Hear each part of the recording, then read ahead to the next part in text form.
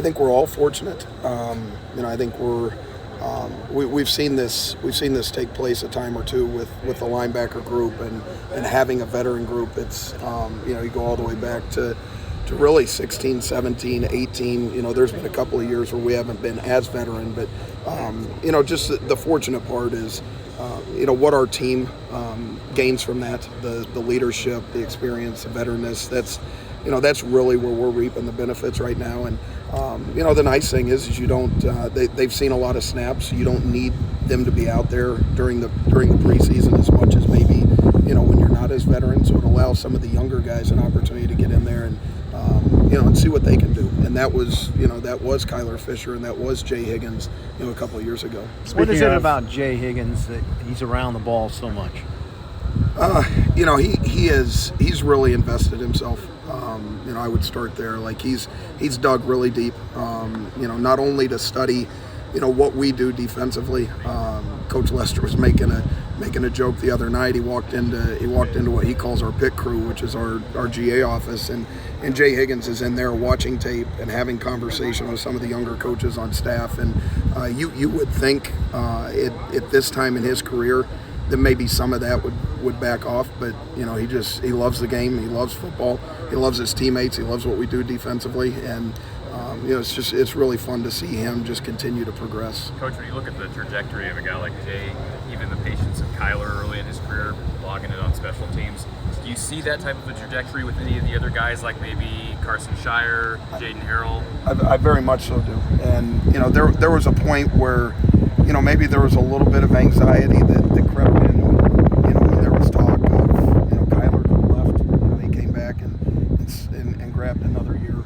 Nick Jackson obviously was a step out the door until the NCAA granted him his opportunity, and then Jay had some stuff to think about. But that anxiety it was reduced well before those three guys came back, because I'm pleased with the group that's behind them.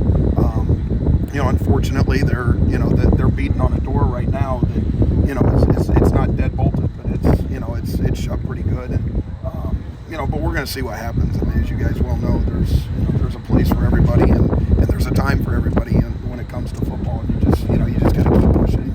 That's what those guys are doing. What do you like about coaching linebackers? I mean, you were a wide receiver return man in college and high school. It is right in the central part of our defense. It's right in the central part of everybody's defense. It's unique here. I think going back to when I came here in 2006 and I was a GA for Norm, there was an appreciation. You guys well know who Norm was and the type of person he was. And Norm was as good to me as he was to anybody. And I took full advantage at that time to try to get my doctorate in defensive football specific to our defense. And I got the opportunity to see some good players then. Pat Anger, I work with Abdul. Abdul and I've shared some space before, and so I just the appreciation, and then what it means to our defense and what it means to the guys that are walking into that room looking at the wall behind them, with it scattered of players. So just taking advantage of that opportunity and just trying to do the best you can. For the future of the linebacker position, that's a huge goal here, even in camp, right? Because what the other guys can. It is, and we are. If you're out here every day, you'd have an opportunity to see, kind of how we've managed the experience and the veteranness of the group that's the so-called first team guys. The second and third team guys are getting a ton of reps right now, and we're fortunate every day because we get to come out here and we get to play behind.